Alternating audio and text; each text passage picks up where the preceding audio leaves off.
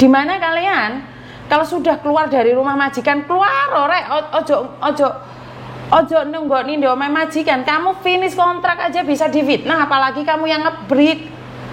Apakah salah majikan? Ya enggak juga. Karena gini loh, bekerja jadi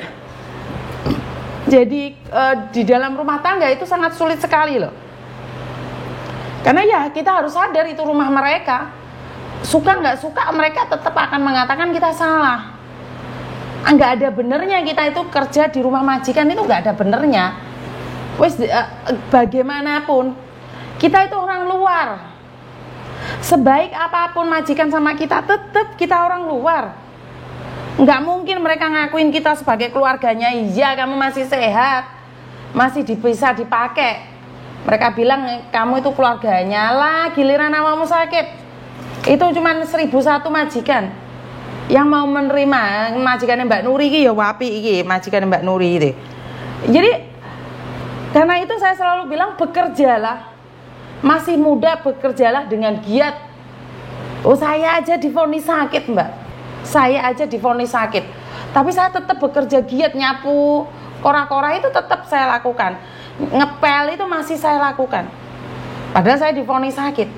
Karena saya merasa bahwa kalau hari ini saya divonis sakit dan saya leyeh-leyeh, lah giliran saya sudah tua, saya harus bekerja lebih keras lagi. Miss Juni, saya itu punya anak yang males, nggak pingin bekerja. Terus aku sebagai orang tua itu selalu ngirimin uang saya itu ke dia, karena saya khawatir kalau dia tidak bisa makan. Nggak ada masalah. Masih muda males nggak masalah. Masih muda pingin turu tok nggak ada masalah. Masih muda nggak pingin bekerja nggak ada masalah. Ya, masih muda males tidak ingin kerja nggak ada masalah. Tapi kamu di hari tuanya harus bekerja keras. Karena kamu di usia muda sudah leyeh-leyeh. Giliran tua, kamu harus bekerja keras untuk melanjutkan kehidupanmu. Tapi bagi kalian yang saat ini masih muda bekerja keras, keras dan sangat keras, maka kalian bisa menikmati di hari tua kalian dengan lebih baik lagi. Itu bagi yang setuju ya. Bener nggak teman-teman? Jadi bagi yang setuju, katakan yes, yes, saya yes. Maksud saya adalah kalau masih muda ya udah nggak apa-apa, boleh. Tapi ya jangan salahkan dunia saat sudah tua kalian harus masih bekerja. Di usia 50, 60 harusnya sudah menikmatin apa yang kalian cari di usia muda. Di usia tersebut kalian harus bekerja keras. Tapi ada juga orang yang di usia muda bekerja dengan keras, bekerja dengan ikhlas, tapi di hari tuanya tetap sengsara. Nah, kenapa ini, Miss? Ya, bukan karma, Mbak. Itu ya karena tidak bisa memanage. Wah, itu yesnya banyak sekali, Bu Nuri. Jadi ini muni yes, Miftahul Jannah yes. Mana lagi kelompok yes yang lainnya? Jadi kalau kalian di usia muda bekerja keras, tapi di usia tua tetap harus bekerja keras, ya karena hasilnya kamu tidak memanage dengan baik. Benar nggak teman-teman? Jadi jangan salahkan keadaan. Di usia muda sudah bekerja keras, tapi di usia tua masih harus bekerja keras. Bahkan untuk sesuap nasi pun kita tidak mendapatkannya. Kenapa? Karena ya mungkin kamu kerja keras dan hura-hura keras, piye bilang arane. Ada orang yang bekerja keras, tapi gaya hidupnya juga keras. Ya ora seimbang, abot kuwi. Apakah salah? Ya enggak salah. Ada telepon masuk sebentar ya. Halo. Halo. Halo. Halo.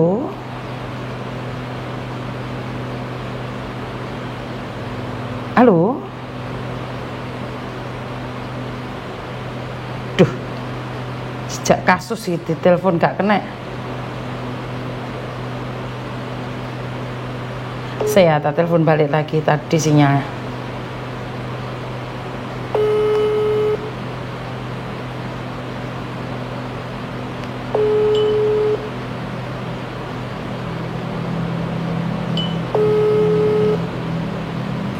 Oke, ini saya baca dulu SMS-nya ya. Assalamualaikum Miss, kami 4 orang PMI kena tipu di Malaysia. Kontrak kerja di pabrik tapi sampai sini masuk rumah tangga. Waduh. Siapa ini? Oke, sinyalnya dia yang nggak ada.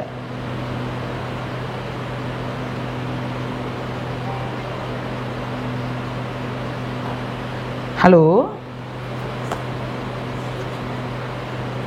Halo? Sinyalnya mereka yang nggak ada, Mbak. Jadi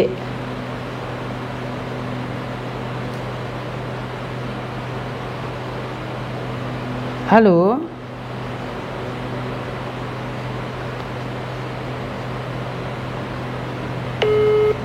Jadi nggak tahu nih di Malaysia masih belum bisa berbicara. Halo? Selamat pagi, Miss. Iya, selamat pagi. Bisa minta tolong Miss mau cerita sedikit tentang kakak saya, Miss. Oke, tapi sampean tahu kan Miss Yuni lagi live nih sekarang. Jadi hati-hati, jangan pernah Ya, menyebut. saya tadi, ya itu tadi pernah, ya tadi saya lihat live-nya Miss juga. Oke, jadi tahu kan aturan mainnya. Jadi jangan pernah menyebut nama Ya. siapapun, termasuk namamu sendiri karena saya Ya. tidak ingin setelah viral kalian minta take down. Oke, ada apa ini Mas? Ya, Kalau boleh tahu. Ini loh Miss, itu kan kakak saya yang di Hongkong sudah ada 1 tahun ini kok nggak ada kabar beritanya, keluarga, suami, anaknya nanya-nanya, saya kok kasihan sama anaknya. Ini saya mau minta tolong itu kalau ngecekkan di Hongkong itu apa masih ada di situ apa enggaknya, itu apa bisa Miss ya? Oke, Kemarin itu teman istri, gimana Miss? Oke, lanjutkan. Nah, terus? Dan kemarin teman istri saya kan tanyakan di agennya, katanya kan pindah ke agen, tapi agennya kan kita nggak tahu ikut agen siapa kan nggak tahu. Jadinya kita itu mau memastikan apa dia masih ada di Hongkong apa tidaknya, itu gimana Miss ya caranya? Pertama sampean harus datang ke PT dulu, memastikan. Oh, ke PT yang pertama yang Betul. diberangkatkan dulu ya? Iya, kan dia masih Oh, 1 iya, tahun. Masih tanggung jawabnya PT. Belum sudah Miss, dia di Hongkong sudah sekitar 5 tahun tapi hilang kontak sama keluarga ini masih 1 tahunnya ini. Oh, oke. Berarti sampean harus menghubungi KBRI Hongkong. Cara Sampean mungkin nggak bisa menghubungi ya Mas ya, karena sampean sebagai saudara saja, tidak ada hubungan ya. Biasanya yang bisa menghubungi adalah suami atau orang tua. Oh iya ya, nanti kakak saya suruh hubungin KJRI aja lah nanti. Itu boleh minta nomor KJRI Miss nanti Miss. Siap, boleh. Sekarang saya kirimkan sudah. Saya kasihan sama anaknya sudah. Oh ini 1 tahun. Kakak saya itu tanya-tanya keluarga istrinya itu yang di Hongkong itu kok juga nggak ada kontak dari keluarga semua. Jadi saya kasihan, anaknya kan sering dititipkan ke saya, ya kan. Oke, siap. Ditanya sama orang itu, ya itu saya mau tanya itu. Jadi nanti saya minta itu suaminya kakak saya telepon ke KJRI ya itu. Iya, SMS Mas, biasanya akan ditanyain kakak, KTP hubungannya apa. Karena saya mau nanya nih, biasanya orang menghilang itu ada alasannya. Habis bertengkar atau seperti apa, itu pasti ada. Jadi karena saya sering sebenarnya hubungannya harmonis aja, tapi kok ini loh kan kemarin itu katanya kan dia sakit, ya kan, sakit itu habis operasi itu kok udah gak ada, hilang kontak. Terus itu teman bini saya kan dia dulu di Hongkong, tanya ke agen, ikut agen nih yang dulu diikutin, katanya sudah pindah agen kan nggak tahu ini ikut agen siapa, nggak tahu lah itu. Oke, siap. Jadi saya cuma pengen bilang bahwa kebanyakan mbak-mbaknya yang menghilang itu karena punya masalah dan mereka ingin menenangkan. Ya kan sampean orang luar, sampean kan nggak tahu apa yang terjadi, mungkin sama suaminya ada masalah atau seperti apa, kan kita nggak tahu. Cuman kebanyakan seperti itu. Karena ada beberapa ibu itu nggak hubungan sama suami, nggak hubungan sama keluarga, tapi mereka masih menghubungi anak-anaknya, tapi disuruh merahasiakan. Jadi saya tidak berani itu bilang. Dan KJRI juga, KBRI juga itu tidak akan memberikan informasi kalau bukan keluarganya. Walaupun dihubungkan, tapi kalau mbaknya juga nggak mau menghubungi, nggak bisa dilakukan apapun. Miss betul, ya. nggak bisa dipulangkan Ya, atau seperti apa, nggak ada, nggak boleh. Bukan kan, kita bukan mau mulangkan, cuma mau pastikan apa masih ada di situ atau sudah, kalau sudah masih ada di situ ya nggak apa-apa. Cuma nggak ada sama anaknya, itu aja lah intinya. Udah 1 tahun ini kok nggak ada kontak sama anaknya. Kalau ada problem sama suami, intinya kan bisa bilang sama itulah saudaranya yang di situ, katanya gimana ya buat ngabarin anaknya apa gimana, ini belas sama sekali nggak ada kontak gitu loh. Oke, siap. Jadi sudah tak ajarin caranya ya. Ya. Sudah tak kasih nomornya KBRI juga. Coba dihubungin. Ya, makasih Miss ya. Oke, sebelumnya. sama-sama. Ya, gitu Terima aja kasih. Miss ya, makasih. Iya. Makasih ya selalu Miss. Siap, terima kasih. Matur nuwun. Waalaikumsalam. Oke. Teman-teman, ini saya tidak pernah membela satu sama lain ya.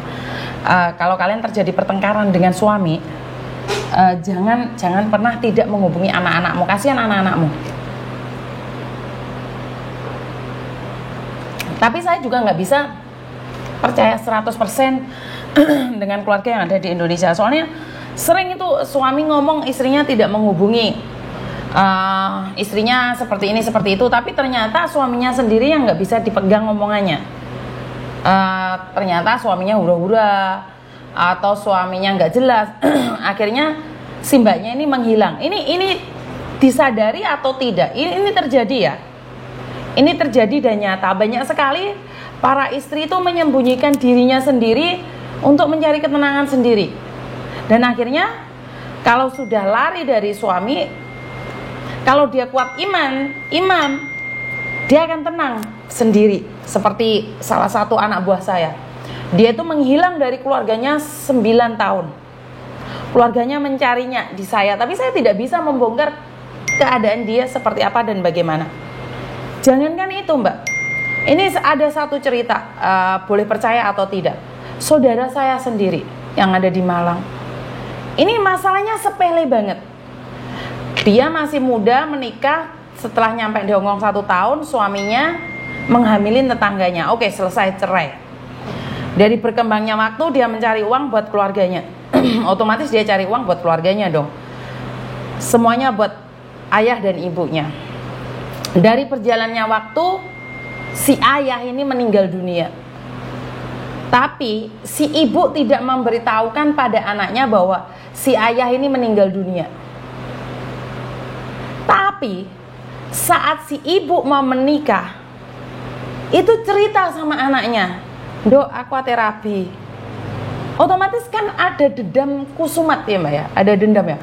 Saat ayah saya meninggal kamu tidak pernah memberi tahu saya. Saat kamu ingin menikah dengan laki-laki lain, kamu telepon saya. Maksudmu apa? Nah dari situlah, masalah sepele kan. Bagi sampean sama saya mungkin masalah sepele ya. Saya kira udahlah ya kan, ayahmu sudah nggak ada. Wajar dong seorang ibu ingin mencari penggantinya. Dia bilang bukan masalah mencari penggantinya, tapi kenapa saat ayahku meninggal dunia di hari pertama, kamu tidak memberitahu saya? Ya ibu punya alasan sendiri karena ibu tidak ingin anaknya terganggu saat bekerja di luar negeri. Tapi kenapa saat menikah ibunya memberitahu? Akhirnya terjadilah dilema dendam, akhirnya anaknya itu sama sekali tidak pernah menelpon keluarganya, termasuk ibunya. Jadi baru akhir-akhir tahun ini, 3 tahun ini dia baru menghubungi keluarganya lagi dan hubungannya harmonis lagi. Jadi ini memang kenyataan ya Mbak ya, bahwa apa yang ada di luar sana itu jangan menikmatin sesuatu yang enak aja. Jangan pas njaluk duit kamu minta istrimu, anakmu untuk menghubungimu. Giliran ada susahnya, kamu itu nggak mau nerima. Bener nggak? Seorang anak itu butuh diperhatikan, bukan cuma uangnya saja. Ini saya tidak menghakimi siapapun ya. Ini saya bercerita berdasarkan fakta. Saya bercerita berdasarkan fakta. Jangan diedit terus habis itu menimbulkan kebencian pada saya secara pribadi. Saya hanya mengingatkan bagi yang ingin diingatkan.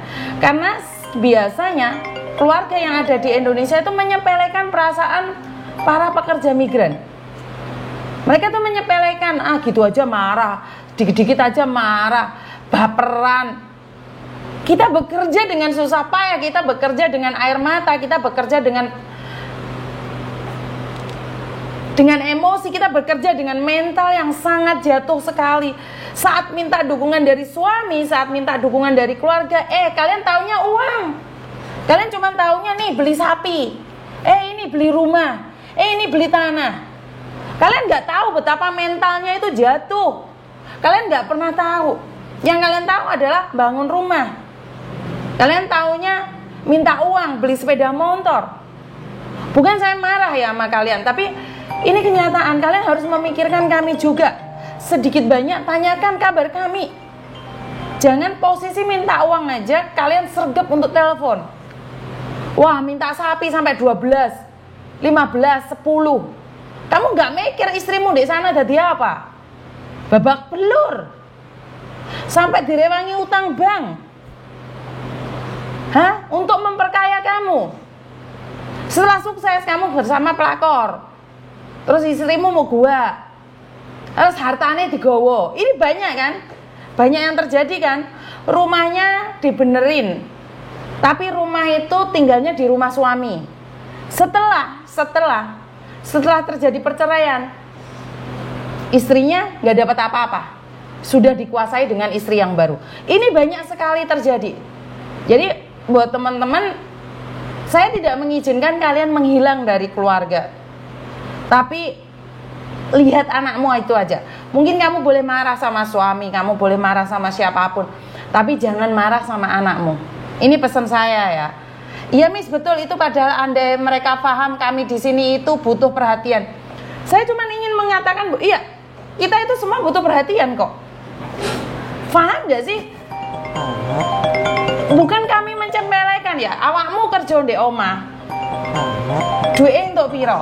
Kami bekerja di luar negeri, duit piro. Kalian menyepelekan kami. Akhirnya datanglah si garangan-garangan yang gak jelas.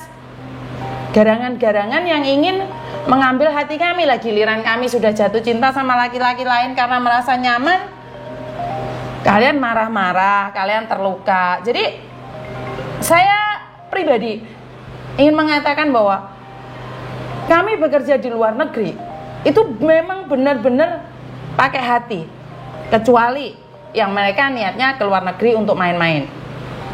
Itu aja ya, karena teleponnya banyak yang masuk sebentar.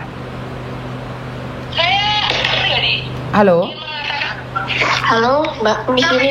Weh, suaraku coba pentol nih dia.